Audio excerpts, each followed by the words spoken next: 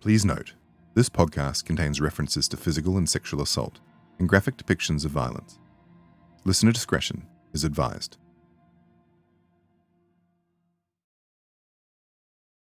So, do you know what time Ronica called you that night to let you know about Faithe's death? Do you remember what time Ronica called you that night? I don't remember specifically, and I have looked in my call logs. I had contacted my provider to try to get the call logs so I can nail down the time, and it doesn't go back more than 90 days. They told me I gotta hire an IT person to try to get into it. Oh, And I don't even know what that means. right, like the log files. I still don't know what that means. Mm-hmm. You know, so I don't have an exact time. I can tell you, I had just gotten home 40 minutes before the call. I met with Faithe at Seminole at 4 o'clock. We parted ways about 4:30. I drove into Shawnee to see Caitlin. Caitlin wasn't there. I went over to visit with my mother, who lived in Shawnee as well. Visited with her for a couple of hours. And then I drove all the way back to Oklahoma City to my apartment where I was living. And like I said, I hadn't been home. It was after 8 o'clock, I remember that. But it wasn't very long after 8 o'clock. I can tell you that when I got the call, I was informed that police were on the scene, and I spoke to an officer, someone who identified himself as an officer. That's the most I can tell you. Do you still, by any chance, have the handset that you had back then? I found one of them. So I've got a few of them. One of them I've had for the last, at least 4 years. I just replaced it. But I don't know if it was the one I had at the time or not. Okay. Because what we can try and do, we can try and get into the log files on that, and then we should be able to get your call records from your log files for that time. The key thing is, if that call is before 8:34 p.m., there's some bigger questions there to be asked. Yeah, and then who were the people I was talking to after Ronica? Who were they? If they weren't who they said they were.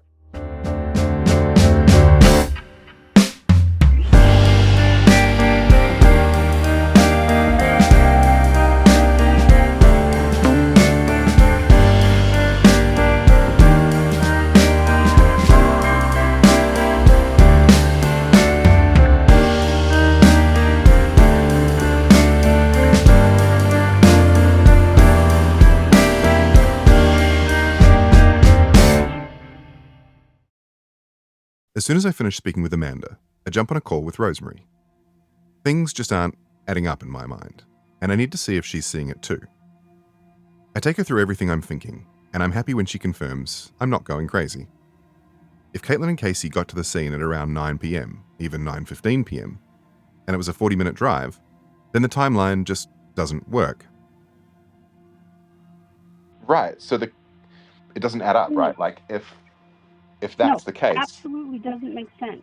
I don't think it's possible that Veronica could have gotten there before 9:40 or 9:41.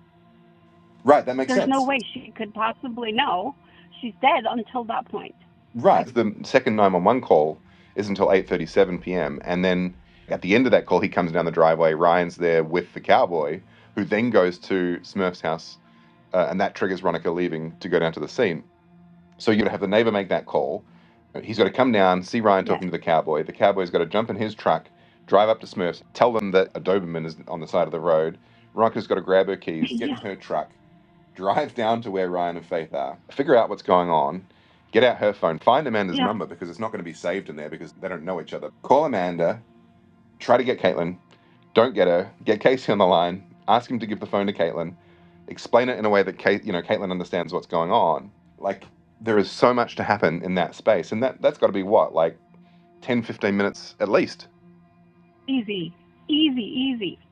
And in the neighbor's second phone call, The duration of that phone call is 4 minutes and 11 seconds. So his call ends at 8:41:29. Very end of that call, if you turn it up, if you play it loud enough, you'll hear it. You can hear Ryan yelling, "Mama, Faith is dead." Right at the end of the call, right before it disconnects.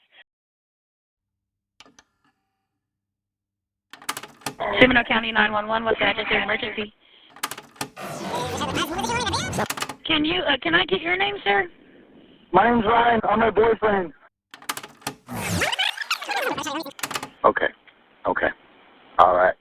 Thank you very much. You're welcome. And if anything changes, just give us a call back, okay? We will. All right. Thank you, sir. Okay, bye-bye. All right, bye-bye.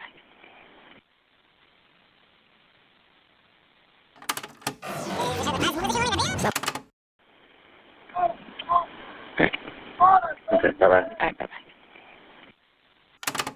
So Veronica probably left the house at 8:40. It can't be that long. It's half a mile. So then if Caitlin and Casey are correct about the time they got there, then it doesn't make sense. This just doesn't fit. Absolutely not. Absolutely not. Ryan Reynolds here from Mint Mobile with a message for everyone paying big wireless way too much. Please, for the love of everything good in this world, stop. With Mint, you can get premium wireless for just $15 a month. Of course, if you enjoy overpaying, no judgments, but that's weird. Okay, one judgment. Anyway, give it a try at mintmobile.com/switch. Upfront payment of $45 for 3-month plan, equivalent to $15 per month required. Intro rate first 3 months only, then full price plan options available. Taxes and fees extra. See full terms at mintmobile.com. On the back of it all, Amanda and I pack her cell phone up and send it off to an analyst friend of mine to have the log files extracted. It's a few weeks into the investigation, and Rosemary and I are on a phone call, going through everything we can get our hands on timeline-wise, anything and everything connected to the night of March 28th. So I plugged in like everything that we had, in terms of data points, right? Like anything that we could verify. So obviously the first point is just to like plot in the 911 calls, right? Because they're the easiest thing to say, okay, we know these calls happened. So from what I can see, the very first call is the Bobby call, right? Which we've got at 8:29. Then we've got the first 911 call from the neighbor at 8:34. And then the second call at 8:37. And then from that same report, we can see that the first responders arrived on site at 8:43 p.m. Right. That's it. Right. Exactly. Yeah, okay. And then the next piece is the CCTV footage. So yes. Some of the CCTV footage OSBI released to the public and asked for feedback on, right? And so in particular, they've got 2 or 3 clips of this light-colored pickup truck with a dark trailer attached to it going past CCTV in the area. The interesting thing is that it is all muddled up. It is all over the place. Like, the times, they don't make sense at all. In the days after Faith's death, the OSBI sought out CCTV footage from local stores and businesses in the hope of finding more information on the truck that was said to have hit Faith. In their search, they found 4 key clips, all purporting to show the same light-coloured truck with a dark trailer. The first, at 8:12 p.m, shows the truck travelling southbound on Highway 56, past the Best Western Hotel. The second clip, recorded approximately 25 seconds later, shows the truck driving past a Dollar General store and also heading southbound on Highway 56. The problem with that is that the Dollar General is north of the Best Western, not south. And the interesting thing is apparently these times were verified as well, so as being correct. So I don't know how, but we have this truck like teleporting back north to go past the Dollar General 25 seconds after it goes past the Best Western. The next time the truck is seen is 4 minutes later, at 8:16 p.m, at the Seminole Nation Casino gas station, pumping gas. Well, this is the interesting thing too, right? Because the Seminole Nation Casino gas station is north of the Best Western. The truck is seen one final time at 8:27 p.m, driving south on Highway 6 past a lumber yard. And this is at 8:27, which is what, like 8 minutes and 8.5 minutes later, driving past a lumberyard that is not only north of the Best Oh Western, man. it's also north of the gas Yeah. station and just south of the Dollar General. And you know what? The interesting thing is, this is, from what I understand, all of the footage that was found. So we don't have any footage of this truck going north, and like it's not like it's U-turning and going back up north, because we'd have that footage, right? So Right. all we have is this truck going south at all these different time stamps, none of which are in order of the location of the places where the footage was recorded. Rosemary goes on to ask, based on all of these timestamps, assuming at least one of them is correct, what time the truck in the footage would have arrived at the exact spot where Faith's body was found? So if it's based on the truck that goes past the Best Western at 8:12 and 15 seconds, then at 65 miles per hour, which is the speed limit on that highway, it's getting to that point at about 8:14 and 15 seconds. If it's based on the gas station, then you're looking at like 8:21. If it's based on the lumberyard, then it's well out. It's like it's getting there at like 8:32, which doesn't even fit. That's beyond the Bobby call timestamp. So footage from the lumberyard is completely unreliable, right? Like that is well out of time. And the big problem is that because these times are so out of whack, and because the locations are so out of whack, none of it is reliable. I mean, we can clearly cut out the lumberyard footage, but it even still puts into question everything else because it's all out of order. So all of it becomes unreliable. You tell yourself no one wants your college-era band tees, but on Depop, people are searching for exactly what you've got. You once paid a small fortune for them at merch stands. Now, a teenager who calls them vintage will offer that same small fortune back. Sell them easily on Depop. Just snap a few photos and we'll take care of the rest. Who knew your questionable music taste would be a money-making machine? Your style can make you cash. Start selling on Depop, where taste recognizes taste. It all happened around 8 o'clock, which was the verbal argument between Ryan and Faith. Throwing beer, then they exit the house. Veronica follows her outside, grabs her from behind. They end up in a scuffle. Evidently, it was very short-lived, according to them, maybe possibly 30 seconds. Veronica heads in to take a shower or get cleaned up, and Faith and Ryan sit on the tailgate. Faith exits. Ryan is sitting on the tailgate with Faith around 8 o'clock. 8:02, Ryan goes into the house to check on his mom and get a drink of water. 8:03, Faith is spotted by some witnesses walking southbound on the west side of the road. At 8:04, Ryan comes back outside and he sees Faith walking away, heading south on 56. But he goes to speak with Smurf's son-in-law and Smurf's daughter, apologizing evidently for the ruckus and all the noise their kids had to witness. Then, according to Smurf and the son-in-law and his daughter, he sat on the tailgate for approximately 10 to 15 minutes. Then we've got him hearing what he calls a speed bump, or a truck or something going over a speed bump. He's assuming it's the truck trailer that he claims to have seen drive by.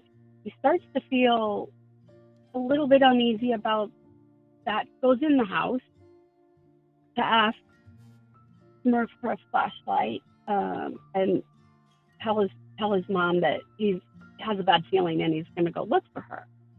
So Ryan starts walking southbound, and here's an interesting detail, that he's walking east, not on the side that Faith he saw her walking on. So he goes to the opposite side of the highway. And granted, Oklahoma does say, for safety reasons, walk against traffic.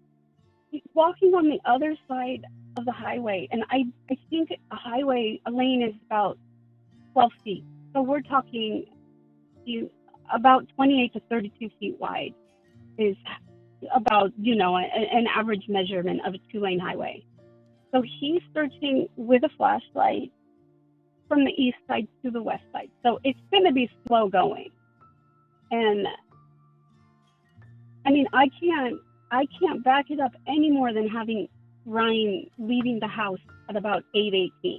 Anyway, he's walking at 8:18, and at 8:29, that's when the first 911 call comes in. Now, he has to have crossed the highway, not only walked the 0.6 miles, but crossed the highway in 11 minutes to get there at 8:29. And he claimed that he was walking. He didn't run until what he assumed was debris or trash on the other side of the road. As he got closer, he realized it was Faithe. That's when he ran to her and started yelling and trying to wave down cars. And then we've got the neighbor coming out to make his phone call. And, at 8:32, then he makes a call again at 8:37, letting, the police know that Faithe has deceased. The neighbor arrived at the scene. He hadn't made the 911 call yet, but saw Ryan with the cowboy, asking the cowboy to go get his mother, Veronica. So the cowboy leaves, right? I imagine around 8:36 or 37. And in between that time, another witness arrived around 8:39. So the cowboy has left at 8:38. A new witness arrives at 8:39. She recalls only seeing a man on the phone, being the neighbor, and a man on his knees, Ryan, next to Faithe. Faithe has a blanket on her now that the neighbor had brought out. So Veronica departs the house around 8:40.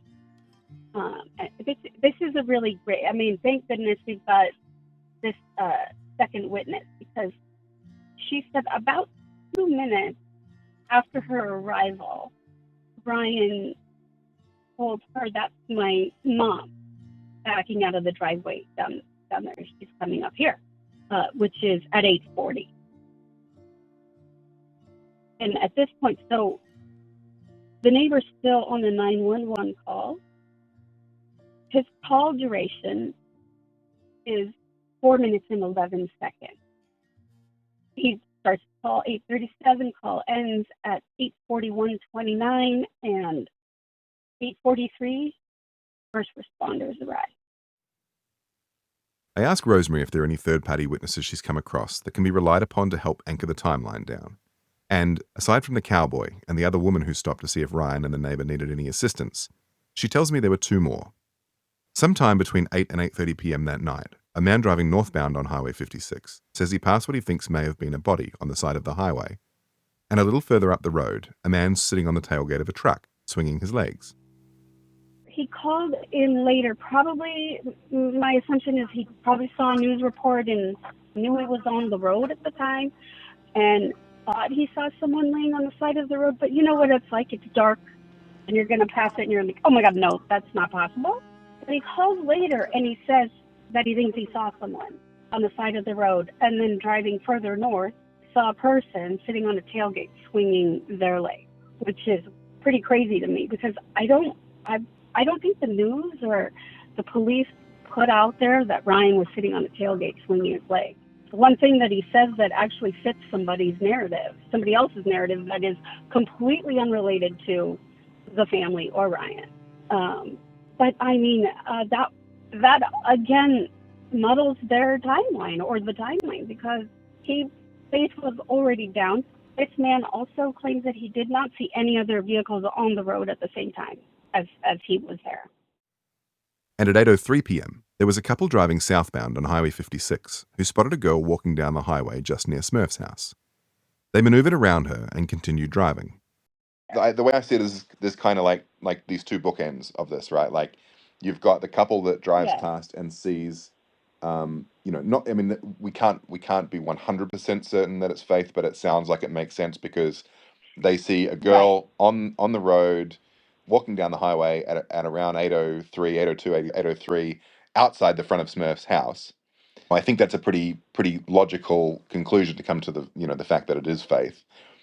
And then you've got the first responders arriving at 8:43 p.m. So, in my view, that kind of bookends it. You're talking about a window of at most 40 minutes where all of this has happened. So I think, when it comes down to it, and when we're looking at all of this, like the seconds count. You 40 minutes for everything to happen is it's all compacted into this tiny little space. You mentioned there was a guy that said he called later and he said he drove past what he thought was a body, and then he drove past someone sitting on the tailgate of their truck. That matches up with what Ryan said he was doing. So that kind of verifies that part of it. Theoretically, he if his statement is accurate, which it kind of sounds like it would be because it fits everything else, he drives past Faithe. She is there, and then he drives past Ryan sitting on the tailgate. So like those kind of pieces we can say are probably somewhat reliable. Then you've got the cowboy who stops, and then he goes and gets Smurf, or tells Smurf and Ronica, drives down. Then you've got this couple that drive by, and then you've got this a woman who stops after the cowboy leaves. From what you've seen or what you've heard, do any of them see a light-colored truck with a trailer, or like any other vehicle?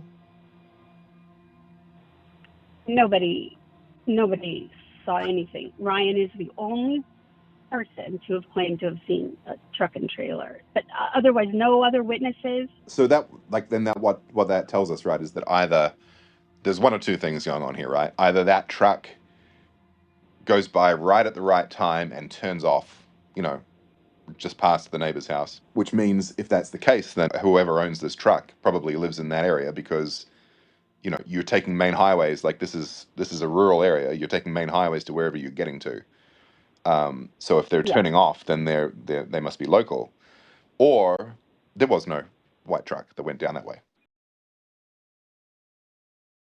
Okay, let's try and play devil's advocate for a second and flip this around a little bit. And so, like, if looking at specifically Ryan and Ronica and Smurf's statement and what we have in terms of those data points of the 911 calls, I mean, I like hesitate to call the CCTV footage data points at the moment because they're all over the place. But let's anchor it around the Best Western and the Dollar General footage, which is around 8:12. All of that taken into account, and the fact that there is, what do we say, about a sixth of a mile between Smurf's house and where Faithe is found. If we look at it from Ryan and Ronica's perspective, is it possible that, forgetting that no one else saw the truck and forgetting that the footage is all over the place and forgetting what we know in terms of the fact that the scene just doesn't make sense and that there's no broken glass, there's no skid marks, there's nothing to indicate an actual hit and run, putting all of that aside for a second, does it fit into the timeline that it's possible that they're telling the truth? Now streaming, Disney Plus invites you to go behind the scenes with Taylor Swift in an exclusive 6-episode docuseries. I wanted to give something to the fans that they didn't expect. The only thing left is to close the book. The end of an era. And don't miss Taylor Swift, The Eras Tour, the final show, featuring for the first time the Tortured Poets Department. Now streaming, only on Disney Plus. I wrote a little song to remind you, Choice Hotels get you more of the experiences you value. The Cambria Hotel's got it all. A rooftop bar, have a ball. Bring a date, your squad, or even your mom. Book direct at choicehotels.com.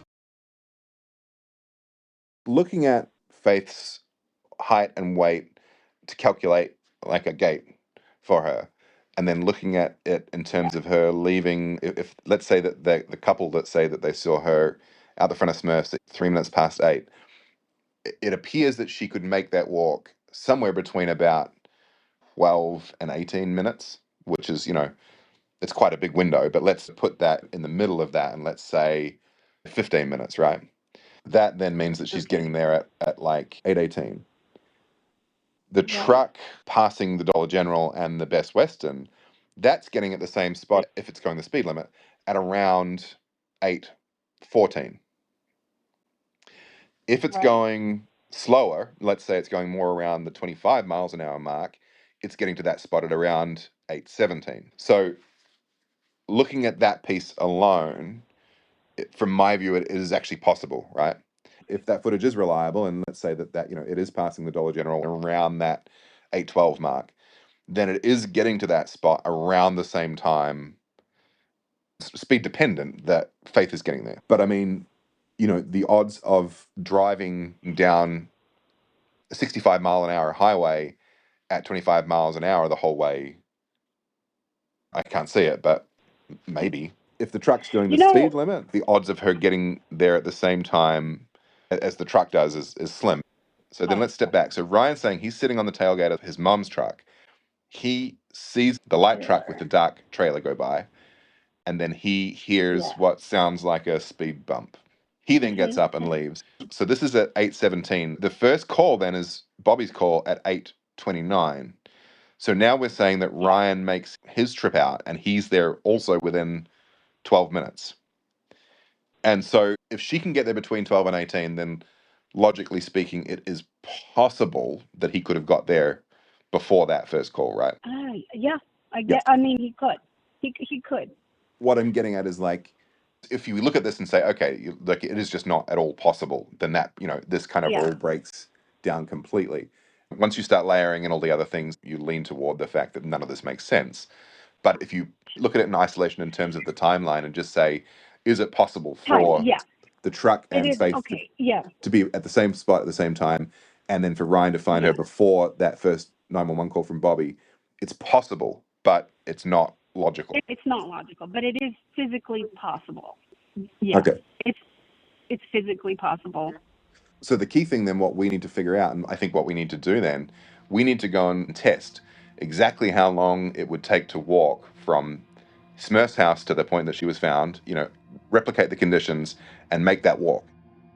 The other piece that Rosemary and I keep coming back to is the sound that Ryan says he heard, like something hitting a speed bump, and whether it was even possible for someone to hear that so far away. We ask Amanda about it. Sounded like a speed bump. But the 15-year-old girl at that house, whose bedroom was on that end, and her bedroom windows were open. She didn't hear it. At all. No one. Yeah. The only thing she heard, she didn't hear anything until she heard Ryan screaming, which is not going to be as loud as a speed bump. It's absolutely not. Yeah. Her dad didn't even hear anything. And Casey, Caitlin's husband, he knows that stretch of road better than most. He drove a UPS route through that area for 3 years, and he took that route specifically. He knows the distance, he knows the terrain, and he tells us flat out, there's just no way Ryan could have heard that from that tailgate. Like, I delivered in that area for 3 or 4 years, okay?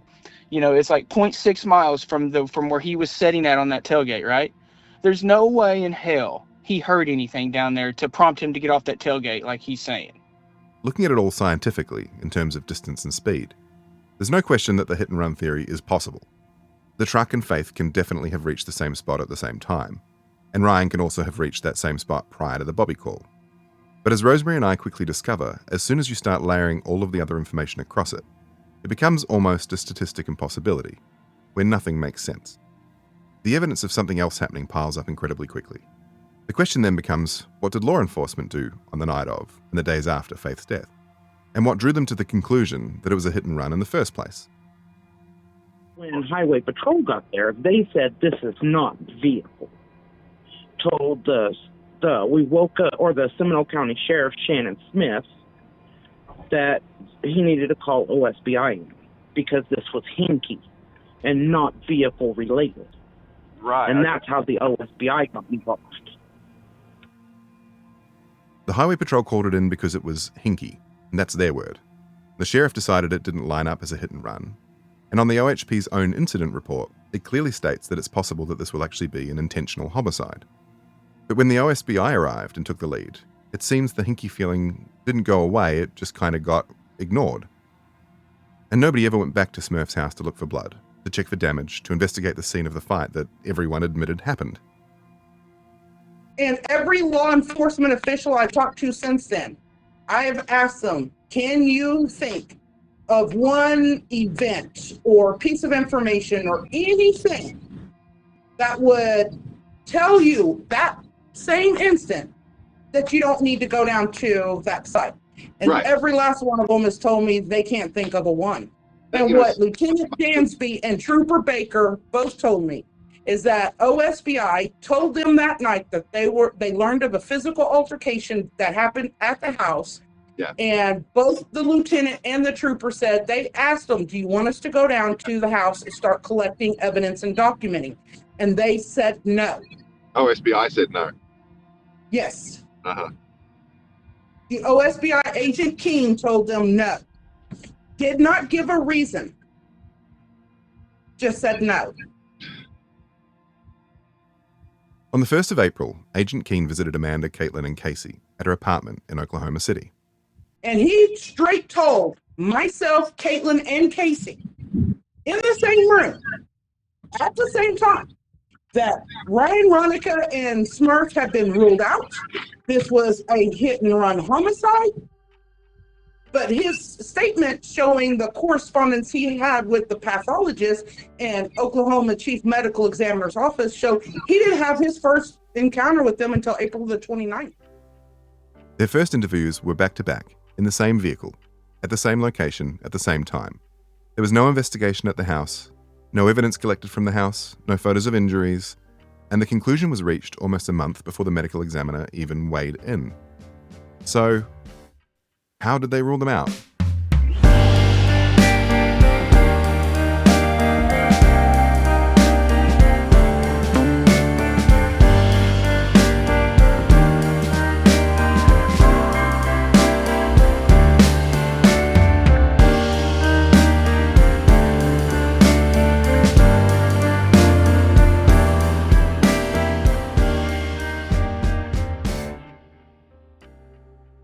Faithe's case is still open, and her killer or killers have not yet been brought to justice.